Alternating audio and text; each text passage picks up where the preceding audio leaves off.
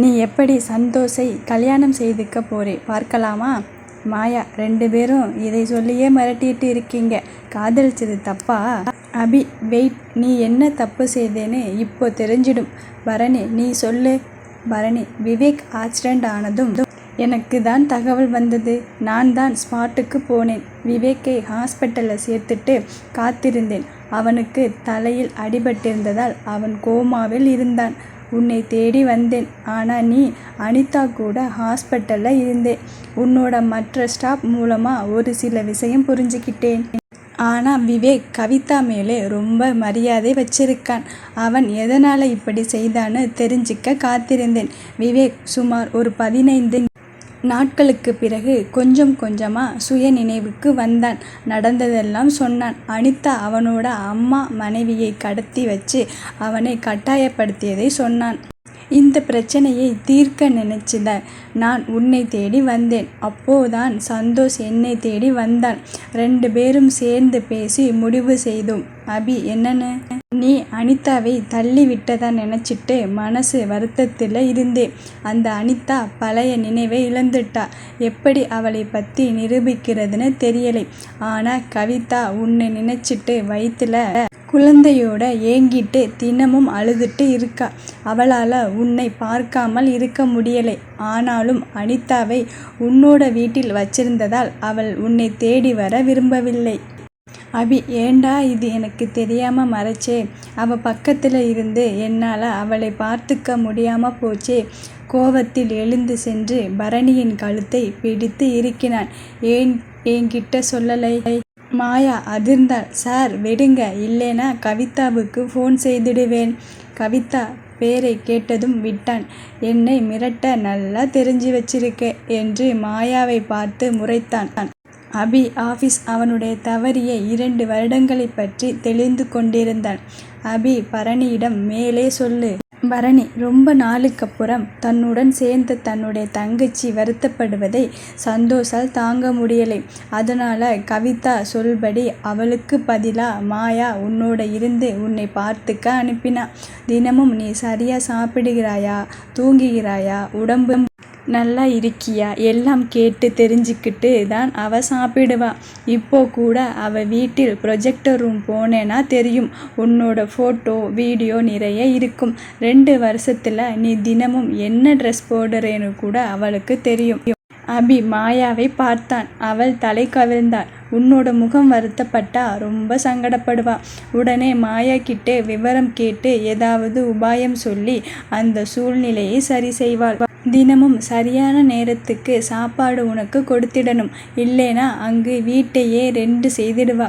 இது இப்படியே இருக்கக்கூடாதுன்னு சந்தோஷ் அவளை பிஸ்னஸ், பொது சேவை, பாட்டுன்னு நிறைய வெளி வேலைகளில் ஈடுபடுத்தினான். சந்தோஷுக்காக அவன் சொன்னதை செய்தாலும் அவளுடைய மனசு முழுசும் உன்னை பற்றியே நினைச்சிட்டு இருந்தது. அபி, குழந்தை? உனக்கு ஒரு பொண்ணு, விவேக்குக்கு ஒரு பொண்ணு. 2 பேரும் ஒன்றா தான் வளருகிறார்கள். உன்னோட பொண்ணு பேர் உத்ரா, விவேக் பொண்ணு பேர் நேத்ரா. குழந்தைகள் நடக்க ஆரம்பிச்சிட்டாங்க.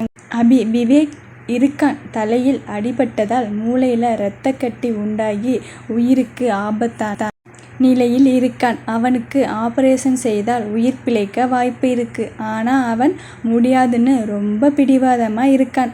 அபி, எங்கே இருக்கான்? பக்கத்தில் தான் ஒரு வீடு பார்த்து அவனை தங்க வச்சிருக்கேன். அபி, ஃபோன். பரணி ஃபோன் செய்து கொடுத்தான். அபி கையில் வாங்கி காதில் பொருத்தினான். Vivek, hello sir. Vivek, sir. Abhi, உனக்கு 5 நிமிஷம் டைம் என்று சொல்லி வைத்தான். அபியின் கோபம் அங்கிருந்த இருவருக்கும் நடுக்கத்தை கொடுத்தது. பரணி, விவேக் மேலே எந்த தப்பும் இல்லை. அபி, ஆமாம், உன்மேல் தப்பு இல்லை. இவ மேலே தப்பில்லை. உள்ளே ஒருத்தி இருக்காளே, அவ மேலே தப்பில்லை. விவேக் மேலே தப்பில்லை. சந்தோஷ் மேலே தப்பில்லை.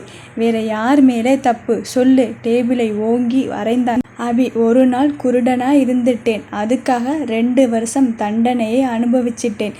இத்தனை பேர் என்னை சுத்தி இருந்து என்னை குருடனாவே இருக்க வச்சிட்டீங்களே.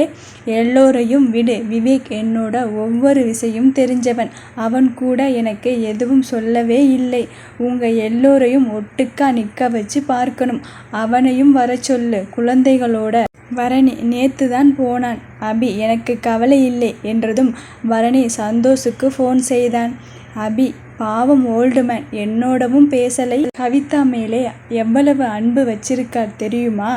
பரணி ஓ அதான் மாசம் ஒரு முறை ஆஸ்திரேலியா பறந்துடுவாரே. அபி வாட்? பரணி நாக்கை கடித்து கொண்டான். அபி தன்னுடைய போனை எடுத்து பல நாட்களாக பேசாமல் இருந்த தன்னுடைய தந்தைக்கு ஃபோன் செய்தான். ஆனந்த் யோசித்தார். இவன் எதுக்கு இப்போ கூப்பிடுறான்? எப்படியும் 2 வார்த்தை பேசுவான், அவ்வளவுதானே. ஹலோ அபி, கொஞ்சம் என்னோட ஆஃபீஸ் வரீங்களா? ஆனந்த் என்ன விஷயம்? அபி அதாவது ரொம்ப கம்பீரமான, உண்மையான, நாணயமான, நேசிக்கக்கூடிய ஆள் யாருன்னு என்கிட்ட கேட்டாங்க. அதுக்கு நீங்க தான்னு சொன்னேன். உங்களையும் என்னையும் ஃபோட்டோ எடுக்கணுமாம், அதுக்கு தான். ஆனந்த் டை அடிக்கவே இல்லையே, ரொம்ப வயசான மாதிரி தெரியுமே. அபி இன்னும் 10 நிமிஷத்துல நீங்க இங்கே இருக்கணும். ஃபோன் வைத்தான். விவேக் பறந்து வந்தான். மீட்டிங் ஹால் முன் நின்று மூச்சு வாங்கி உள்ளே நுழைந்தான். அபி அவனை உச்சி முதல் பாதம் வரை ஒரு நோட்டமிட்டான். அவனை பார்த்து, அனிதா என்னை ஏமாத்தியதை விட நீங்க செய்தது எனக்கு ரொம்ப வலிக்குதுடா. உங்களை எல்லோரையும் விட அவளை கீழேதானே வச்சிருந்தேன். நீங்களா எப்படி அவளை ரொம்ப உயரத்தில் வச்சிருந்ததா முடிவு செய்திட்டீங்க? இப்போ சொல்லு, உங்க எல்லோராலும் நான் குற்றவாளியா நிற்கிறேன். என்னோட குழந்தைகளுக்கு என்ன பதில் சொல்வேன்? ரொம்ப கூசுதுடா. விவேக் ஓடி வந்து அபியின் காலை கட்டி கொண்டான். மன்னிச்சிடுங்க சார், எல்லாம் என்னோட தப்பு. அபி அவனை தள்ளிவிட்டு, அட போடா, எல்லோரையும் விட ஆஃபீஸில் உன்னை நான் எவ்வளவு மிஸ் பண்ணினேன் தெரியுமா? விவேக் அழுதான்.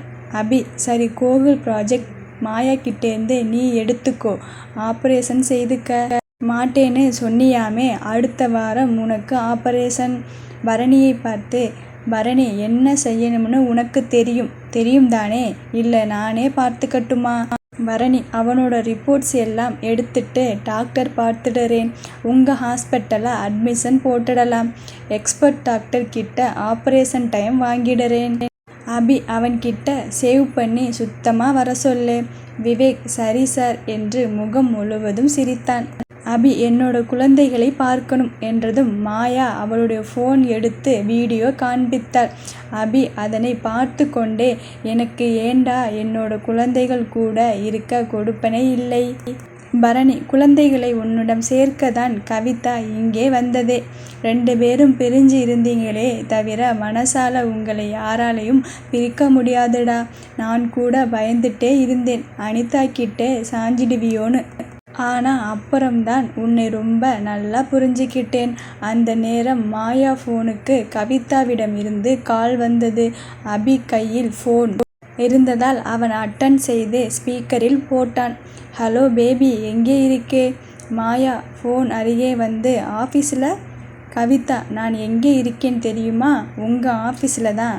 மாயா எங்கே? கவிதா உங்கள் பாஸ் அவரோட ரூமில் பூட்டி வச்சிருக்கார். மாயா அப்படியா? இப்போ நான் வரவா? எப்படியாவது இங்கிருந்து எஸ்கேப் ஆகணும். கவிதாவிடம் நடக்கிறதை சொல்லணும். கவிதா வா, உங்கள் பாஸ்கிட்டே சாவி வாங்கிட்டு வா. அபி ஃபோனை கட் செய்தான். பூட்டி இருக்கேன்னு சொன்னதுக்காக உண்மையில் பூட்டி இருக்கான்னு கூட பார்க்காம ஒருத்தி பேசிட்டு இருக்கா. எதுக்கு இப்படி ஒரு பொண்ணை என் கையில் கொடுத்துட்டு தூர வச்சிட்டான் ஆண்டவன். மாயா நான் போகட்டுமா சார்? அபி எங்கே? மாயா கவிதா. அபி நான் அவ்வளவு முட்டாளா? இங்கிருந்து யாரும் நகரக்கூடாது. சந்தோஷ் வரும் வரை என்னோட குழந்தைகளை பார்த்ததும் தான் உங்களை வெளியே விடுவேன். ஓல்டு மேம் கூட. மாயா ஃபோனிலிருந்து கவிதாவுக்கு மெசேஜ் அனுப்பினான். ஒரு சின்ன வேலை. என்னமோ இன்னைக்கு பாஸ் ரொம்ப கோவமாக இருக்காரு. என்ன சொல்லணுமோ மெசேஜ் அனுப்பு. கவி அதுதான் சொல்ல வந்தேன் பேபி. இன்னைக்கு அவரை ரொம்ப கஷ்டப்படுத்திட்டேன்னு நினைக்கிறேன். நீ ஒரு சின்ன ட்ராமா பண்ணி இன்னைக்கு நைட் அவர் எங்கள் வீட்டுக்கு வருவது போல ஒரு செட்டப் செய்திடு. நான் சமாதானப்படுத்திக்கிறேன். அபி நான் என்ன செய்யட்டும்? கவி, நான் இன்னைக்கு தனியா இருப்பேன், பயந்துக்குவேன்னு ஏதோ சொல்லேன். அபி, டன். அபி முகத்தில் சிறு புன்னகை. விவேக், இங்கே இருக்கிறவங்களுக்கு என்ன தேவையோ அதை பாரு, நான் வந்துடுறேன். மாயா போனை தன்னுடன் எடுத்துக்கொண்டான். நேராக தன்னுடைய அறைக்குள் சென்றான். கவிதா திடுக்கிட்டு கதவை பார்த்து திரும்பினாள். அபி, என்ன மேடம், நல்லா தூங்குனீங்களா? கவி, யாருக்காவது ஜெயில்ல நல்லா தூக்கம் வருமா என்றால் படுத்துக்கொண்டே. அபி, சரி வா, வீட்டுக்கு போகலாம். கவி, நானே போய்க்குவேன், நீங்க வர தேவையில்லை. அபி, நிஜமா தேவையில்லையா? கவிதா காதில் வாங்காதது போல திரும்பி படுத்து கொண்டாள். அபி அவள் மேல் பாய்ந்தான். அவளை முத்தமிட்டான். கொஞ்ச நேரம் அவனை தள்ளிவிட போராடிவிட்டு அமைதியாக அடங்கி போனாள். முத்தத்தை தொடர்ந்து 2 வருட ஏக்கத்துக்கு இருவரும் முற்றுப்புள்ளி வைத்தனர். அபி அவள் காதில் சோர்வா இருக்கா? கவி அவனை வேகமாக தள்ளினாள். அபி, இல்லையே, இன்னும் கொஞ்சம் தெம்பு இருக்கும் போல இருக்கே.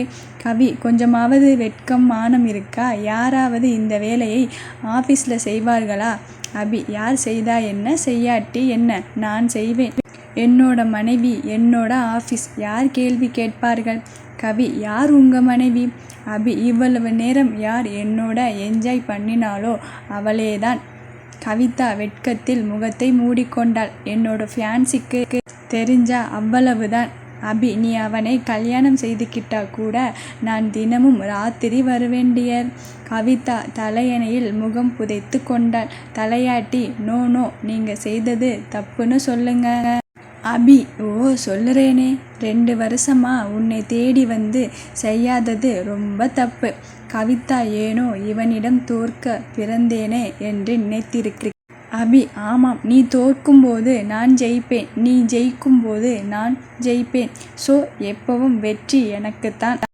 கவி, இன்னும் என்னோட மைண்ட் ரீடிங் விடலையா? அபி, நான் பக்கத்தில் இருக்கும்போது உன்னோட மூளை ரொம்ப சுத்தமாக பேசுது.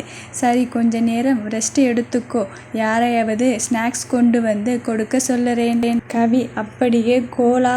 அபி, அயல்நாட்டு பானம் என் கண்மணிக்கு இல்லை, லெமன் சோடா கொடுக்க சொல்லறேன் என்று குளித்து வேறு உடை மாற்றி வெளியே சென்றான். வெளியே மீட்டிங் ஹாலில் ஆனந்த் அங்கிருந்தவர்களை எல்லோரையும் கத்திக்கொண்டிருந்தார். என்னை ஏண்டா போட்டு கொடுக்கிறீங்க? இப்போ அவன் வந்து என்னவெல்லாம் பேச போறானோ? ஏற்கனவே அவன் ஒரு பிரச்சனையான ஆளு. இந்த வயசான காலத்துல நான் எதுக்கு உங்களோட பாடா படணும்? விவேக்கை பார்த்து, என்னோட அசிஸ்டண்ட் வெளியே நிற்பான், அவனை கூப்பிடுடா. அவருடைய அசிஸ்டண்ட் வந்ததும் இரத்த கொதிப்பு மாத்திரை கொடுடா என்று மாத்திரை ஒன்றை விழுங்கினார். பரணி, அப்பா, நீங்க என்ன டிராமா செய்தாலும் மாட்டினது தான். ஆனந்த், ஆமாடா, கொஞ்சமாவது பெரியவங்களுக்கு மரியாதை கொடுக்கறீங்களா? சந்தோஷ் வரும் வரை இங்கேதான் இருக்கணுமா? பரணி, வேற வழி இல்லை. ஆனந்த், எப்படா வருவான்? பரணி, நாளைக்கு நைட், இல்லைனா நாளை மறுநாள் காலை வருவான். அபி உள்ளே நுழைந்தான். பரணி, என்ன சார், ட்ரெஸ் மாறி இருக்கு? அபி, உன்னோட பொண்டாட்டியை 2 வருஷம் வெளிநாட்டுக்கு அனுப்பிடுறேன், அப்போ தெரியும் ஏன்னு. பரணி காதை மூடிக்கொண்டு, அப்பா அப்பா. அபி அவரை பார்த்தான். மாசம் ஒரு முறை ஆஸ்திரேலியா போய் பாட்டு கேட்டுட்டு வர மனுஷனை இங்கேதான் பார்க்கிறேன். நான் பல முறை சொல்லியிருக்கேன், கவிதா என்னோட பொண்டாட்டின்னு. ஆனந்த், ஆமாம், உன்னோட பொண்டாட்டிதான். ஆனா எனக்கு அவளை பார்த்தால் உங்க அம்மா நினைவு வருதுன்னு நானும் பல முறை சொல்லியிருக்கேன். அபி, உங்ககிட்ட என்னால் போராட முடியாது. ஆனந்த், அப்போ நான் வீட்டுக்கு போகட்டுமா? அபி, இன்னும் 2 நாள் யாரும் வீட்டுக்கு போறதை பத்தி யோசிக்க கூடாது. மாயா, பெரியவரை ரெஸ்ட் ரூம் கூட்டிட்டு போ. அவருக்கு என்ன வேணுமோ பக்கத்துல இருந்து பார்த்துக்கிறது உங்க வேலை. ஆனா கவிதாவை பார்த்தது தெரிஞ்சது, அவ்வளவுதான், நீ கம்பி எண்ணணும். ஆனந்த், மருமக எங்கே இருக்கா? அபி, ஆஸ்திரேலியால. ஆனந்த், இங்கே இருக்கிறதா கேள்விப்பட்டேன். அபி, அப்பா இன்னும் 1 வாரத்துல உங்க வீட்டிலே இருப்பா. அவளோட பாட்டை கேட்டுக்கிட்டே இருங்க. இப்போ போங்க. மாயா, அவர் நகர்ந்ததும் விவேக்கிடம், உன்னோட ஃபேமிலி இங்கே கூட்டிட்டு வந்துடு. வேற யார் வெளியே இருக்கிறது? விவேக், மேடம், அம்மா. சந்தோஷ் தான் அவங்களை சமாதானப்படுத்திட்டு வரணும். அதுக்குள்ள கோகுல் உஷாராகிட்டா?